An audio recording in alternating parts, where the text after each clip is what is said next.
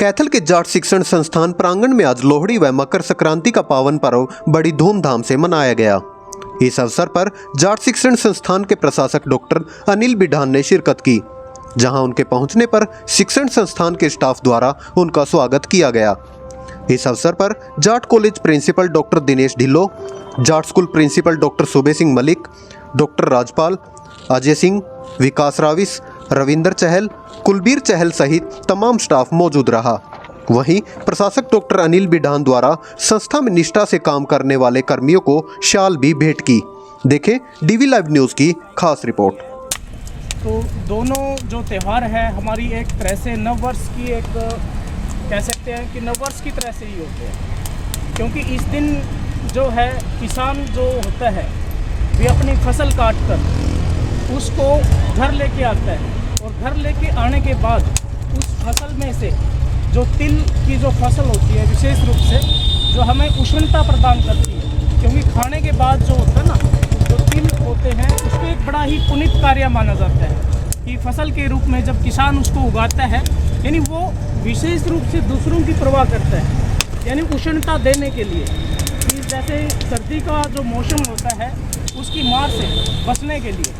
जो उष्णता देने के लिए फसल उगाता है। वैसे तो हर जो फसल होती है किसान की सभी मानव जाति के लिए बड़ा ही एक अच्छा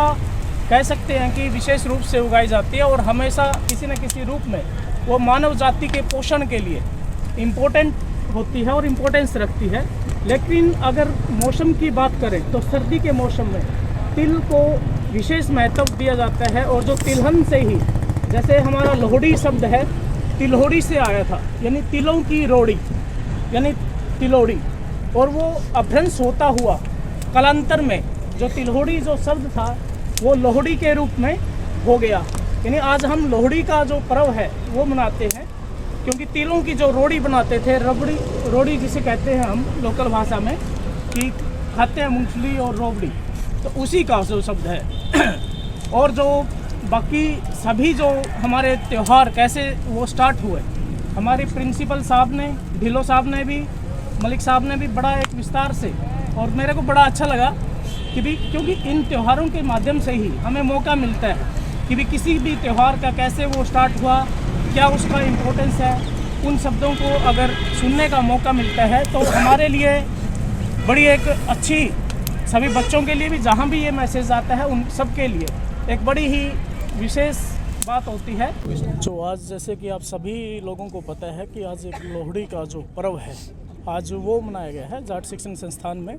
जिसमें कि हमारे जो प्राचार्य साहब हैं, ढिल्लो साहब हैं जाट कॉलेज से, और जो सीनियर सेकेंडरी जाट स्कूल से मलिक साहब हैं, उन्होंने अपने सभी स्टाफ के साथ जाट कॉलेज के, चाहे बीएड का स्टाफ हो या आईटीआई का हो, सीनियर सेकेंडरी का है, जाट साइनिंग स्कूल का है, तो सभी ने ये लोहड़ी का जो पर्व है वो मनाया है। क्योंकि आप सभी को पता है कि जो लोहड़ी है तिलोड़ी सबसे बना था, जैसे कि तिल प्लस जो रोड़ी है, यानी जो फसल किसान लेके आता है कि अपने खेतों से घर तक, उसको लेने के बाद जो आहुति है अग्नि को दी जाती है कि भी जो अपनी फसल की अग्नि देवता को समर्पित की जाती है कि लोगों की जो एक कह सकते हैं कि पुण्य कार्य के लिए उसने तिलों की जो फसल उगाई थी, जो कि लोगों को सर्दी के जो इस मौसम में जो है उष्णता प्रदान करती है। वैसे तो किसान की हर जो फसल है वो मानवता के हित में होती है और मानव के लिए होती है, और वो जब अपनी फसल को लेके आता है तो एक खुशी जाहिर करता है और एक रिलैक्सिंग जो है एक नए वर्ष की तरह उसको मनाता है कि भी उसके बाद एक हर्षोल्लास से पिछली सभी बातों को, अगर कोई भी मान लें किसी भी तरह का अगर लॉस, किसी न किसी तरह का रोष अगर है मन में, उसको भुलाते हुए नववर्ष की तरह से शुरुआत करता है।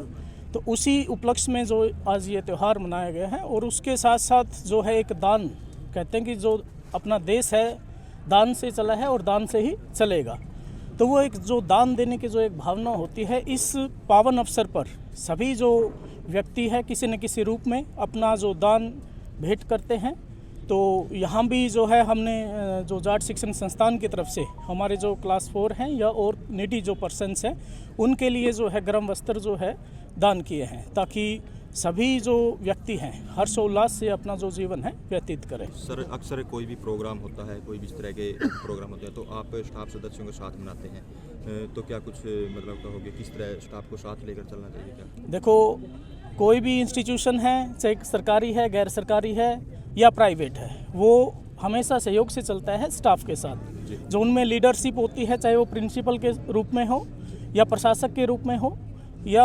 जिस भी सब रूप में हो, तो स्टाफ के बिना अधूरी होती है। तो जो स्टाफ है हमारा, जो चाहे वो टीचिंग स्टाफ है, नॉन टीचिंग स्टाफ है, जिसमें कि ड्राइवर्स है, माली हैं, स्वीपर्स है, तो वो एक बड़ा ही अपने आप में अहम रोल प्ले करते हैं। क्योंकि हमारा जो संस्थान है कितना साफ़ सुंदर, जैसे कि आप देख पा रहे हैं कि बड़ा एक साफ़ सुंदर है, तो वो इसी वजह से है जो नॉन टीचिंग स्टाफ है। और जो टीचिंग स्टाफ है हमारा, वो अच्छी से अच्छी बेस्ट क्वालिटीज़ दे पाए और उसमें इम्प्रूवमेंट लाए।